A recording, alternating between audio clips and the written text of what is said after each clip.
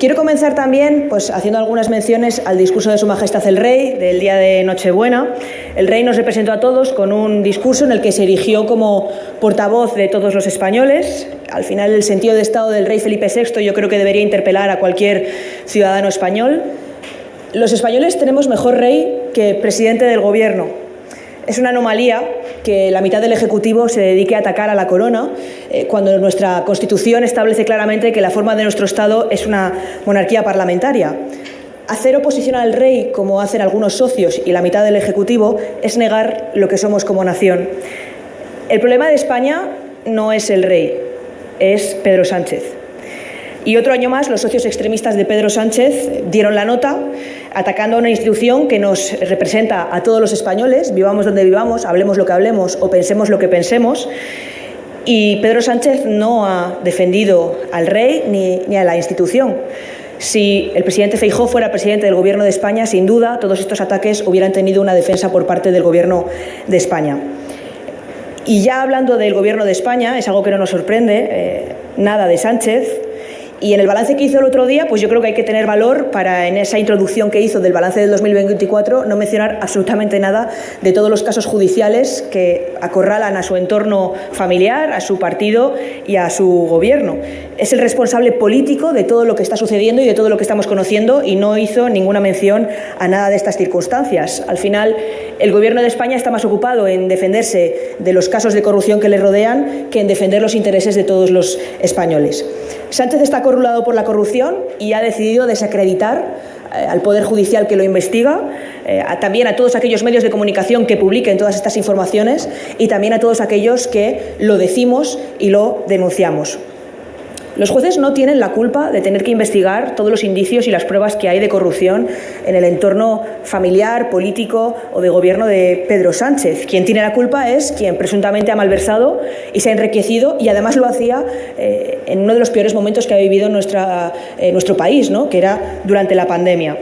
Está hablando Pedro Sánchez de falta de independencia judicial, él que precisamente nombró como fiscal general del Estado a una ministra de su gobierno, él que ha nombrado magistrados del Tribunal Constitucional a un ministro de Justicia de su gobierno y a un alto cargo de su gobierno, él que no ha tenido ninguna vergüenza en decir públicamente que interpreta que el fiscal general del Estado es su fiscal general del Estado.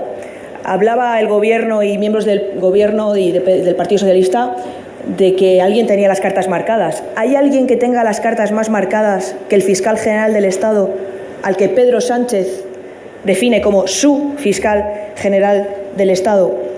La prosperidad de la nación no se mide por el bienestar económico de los miembros del Gobierno, sino por el bienestar económico, social y político que tienen los ciudadanos de un país. Y al final tenemos un presidente del Gobierno al que lo que le preocupa es Ábalos y lo que pueda decir y lo que se pueda saber, y no que España tenga la tasa de la Unión Europea mayor de paro. Le preocupa más Aldama y todo lo que pueda decir, por eso se querellan contra él, y no, por ejemplo, que España tenga el mayor porcentaje de tasa de pobreza infantil de Europa, con un 34%. Le preocupa la imputación de su fiscal general del Estado y no que los jóvenes no puedan alquilar o no puedan acceder a una vivienda. Pero si este año 2024 ha sido complicado para Pedro Sánchez, no parece que vaya a ser mejor, al contrario, parece que lo que viene para 2025 es bastante peor para el presidente del Gobierno. Su mujer, su hermano, su fiscal general del Estado, su ex número 2 en el partido y miembro de su gobierno, el señor Ábalos, están todos inmersos en procesos judiciales y veremos a ver a lo largo del año 2025 si los jueces deciden abrir juicios orales en todos estos procedimientos judiciales.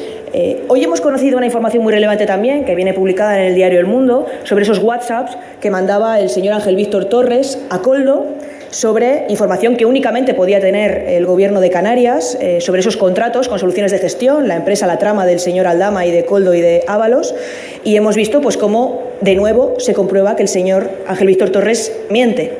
Mintió en la comisión de investigación del Congreso cuando dijo que no había hablado de nada de contratos de pandemia con Koldo, mintió cuando dijo que no había hablado ni conocía al señor Tapia, que era el empresario de las PCR.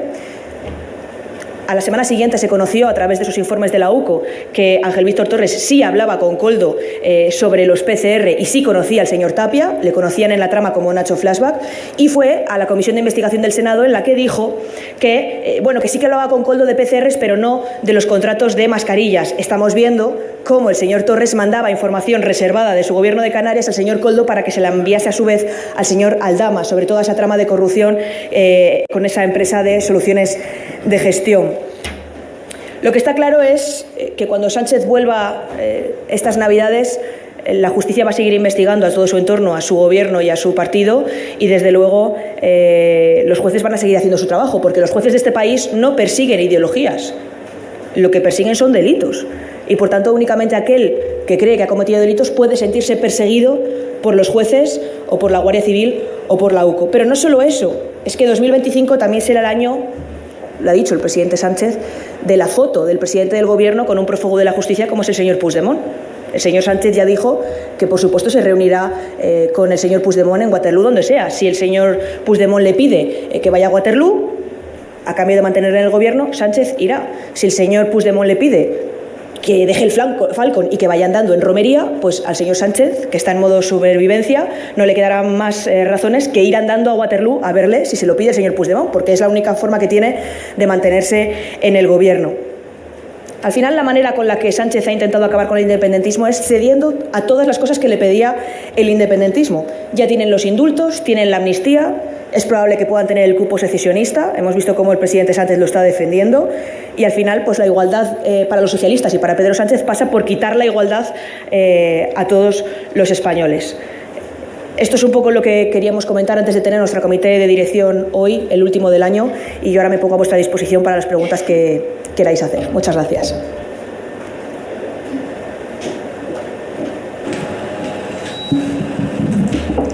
¿Qué tal? Buenas tardes.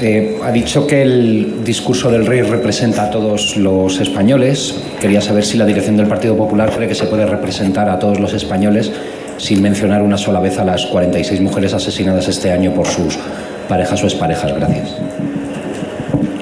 Mire, yo creo que es evidente que el rey, constitucionalmente, pero además social y políticamente, representa a todos los españoles en esa situación en la que está el rey por encima de todos los poderes políticos. Hay multitud de discursos del presidente Sánchez en el que no menciona a las 47 mujeres asesinadas, y eso no quiere decir que no piense en ellas, y por tanto yo creo que el rey hizo un discurso a la altura de lo que se esperaba, con un sentido de Estado propio y de la dignidad que él tiene. Tiene bastante más dignidad el rey que Pedro Sánchez como presidente del Gobierno.